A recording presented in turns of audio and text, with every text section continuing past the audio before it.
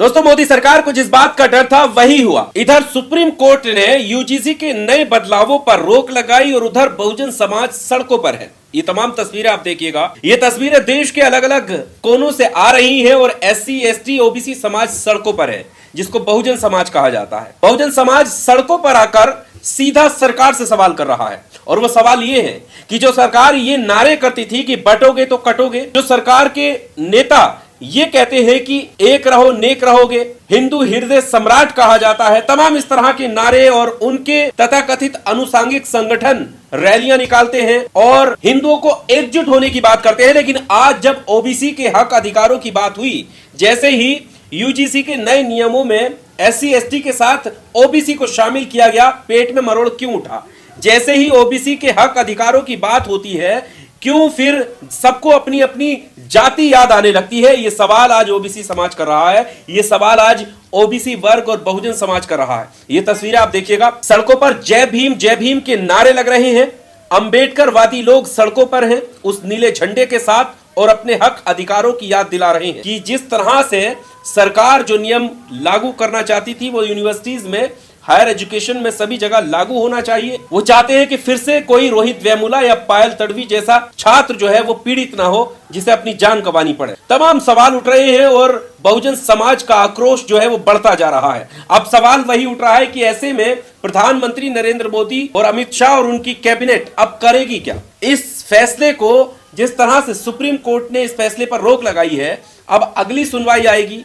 सरकार का हालांकि इस पूरे मामले में बड़ा ढीला रवैया सामने आया है, क्योंकि पहले तो यूजीसी के फेवर में बात हो रही थी, लेकिन जैसे ही सवर्ण समाज ने विरोध किया, जनरल कैटेगरी ने विरोध किया, तो उस पर चुप्पी साध ली। और आपको बता दें कि जब सुप्रीम कोर्ट ने इस पर रोक लगाई तो किसी भी मंत्री का कोई बयान नहीं आया और कुछ लोगों के तो इतने हास्यास्पद बयान आए हैं कि आप सुनकर देखकर अपना माथा पीट लेंगे। आपके सामने एक बयान रखता हूं मैं गिरिराज सिंह का। गिरिराज सिंह इस तरह से बयान दे रहे हैं कि मानो जो गाइडलाइन तय की हैं वो सुप्रीम कोर्ट ने की है, यानी यूजीसी में जो बदलाव किए हैं वो सुप्रीम कोर्ट ने किए हैं, और रोक जो लगाई है वो प्रधानमंत्री नरेंद्र मोदी और अमित शाह ने लगाई है। आपके सामने ये उनका ट्वीट आप देखिए। लिख रहे हैं गिरिराज सिंह की आदरणीय प्रधानमंत्री श्री नरेंद्र मोदी जी और माननीय गृह मंत्री श्री अमित शाह जी का हार्दिक आभार। यूजीसी नियम पर माननीय सर्वोच्च न्यायालय द्वारा रोक से देश के विद्यार्थियों, शिक्षकों और शैक्षणिक संस्थानों को बड़ी राहत मिली है। मोदी सरकार की पहचान सबका साथ, सबका विकास तथा एकता के साथ न्याय, संतुलन व संवैधानिक मूल्यों की दृढ़ रक्षा है। अब इस ट्वीट को सुनकर आप भी कह रहे होंगे जो मोदी जी कहते हैं, हिपोक्रेसी की भी सीमा होती है। मतलब कुछ भी, ये जो यूजीसी के नियम जो है वो सरकार ने बनाए और रोक सुप्रीम कोर्ट ने लगाई। वाहवाही किसकी हो रही है? मोदी जी की। मतलब मोदी जी सबका साथ सबका विकास करना चाहते थे, रोक लगा दी, तब भी सबका साथ सबका विकास करना चाह रहे हैं। कहना क्या चाहते हैं कुछ समझ में नहीं आता। उन्होंने कहा कि रोक लगाने से संस्थानों को राहत मिलेगी।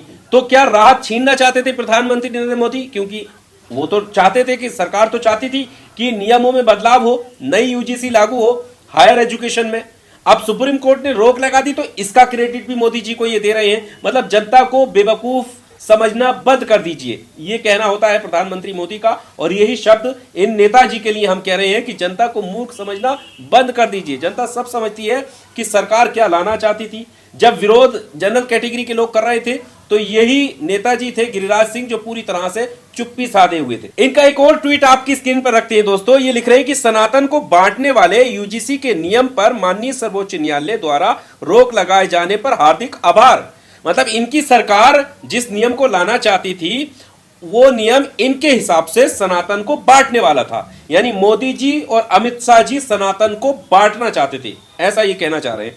यह निर्णय भारत की सांस्कृतिक एकता और सनातन मूल्यों की रक्षा की दिशा में महत्वपूर्ण है। सुप्रीम कोर्ट के फैसले की ये तारीफ कर रहे हैं। मोदी सरकार की पहचान सबका साथ सबका विकास और सनातन की अखंड एकता की है। मतलब मोदी सरकार की पहचान है सनातन की एकता और अखंडता। और ऊपर लिख रहे हैं कि ये जो यूजीसी के नए नियम हैं ये सनातन को बांटने वाले थे। मतलब अपने ही मुंह से अपनी ही सरकार की तारीफ भी कर रहे हैं और अपने ही मुंह से अपने सरकार को घेर भी रहे हैं, क्योंकि नियम तो सरकार ही लाना चाहती थी। वही जनता को कितना मूर्ख ये लोग समझ रहे हैं कि दोनों तरफ से बैटिंग चल रही है। अगर विरोध नहीं होता तब भी वाहवाही मोदी जी की कि क्या बदलाव कर दिए, और विरोध हुआ, सुप्रीम कोर्ट ने रोक लगा दी, तब भी तारीफ मोदी जी की। अब सवाल ये उठता है कि जब Bahujan Samaj, SC ST OBC समाज अब सड़कों पर है। अब ऐसे में सुप्रीम कोर्ट क्या कहेगा, क्योंकि सुप्रीम कोर्ट ने विरोध देखते हुए इस नियम पर जो है वो रोक लगाई। अब विरोध तो और ज्यादा हो रहा है, क्योंकि पहले जो जनरल कैटेगरी के लोग थे उन्होंने इतनी जो है देश भर में इतना विरोध सामने नहीं आया था जितना एक दिन में SC ST OBC की तरफ से, ये वीडियो आप देख सकते हैं, विरोध सामने आ गया। तो अब सुप्रीम कोर्ट क्या फैसला देगा, और ऐसे में प्रधानमंत्री मोदी और उनकी सरकार किस तरफ खड़ी है? क्या उनके द्वारा जो UGC में बदलाव किए गए हैं क्या वो लागू कराना चाहते हैं, या फिर वो भी सरकार भी चाहती है कि इसको वापस लिया जाए?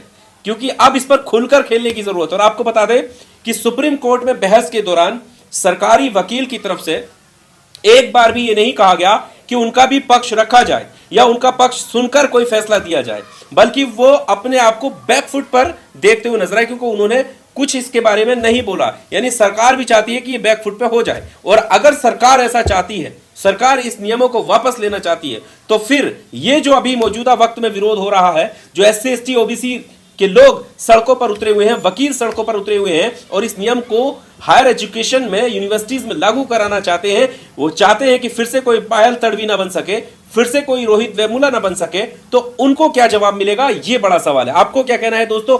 कमेंट बॉक्स में आकर अपनी राय जरूर बताइएगा।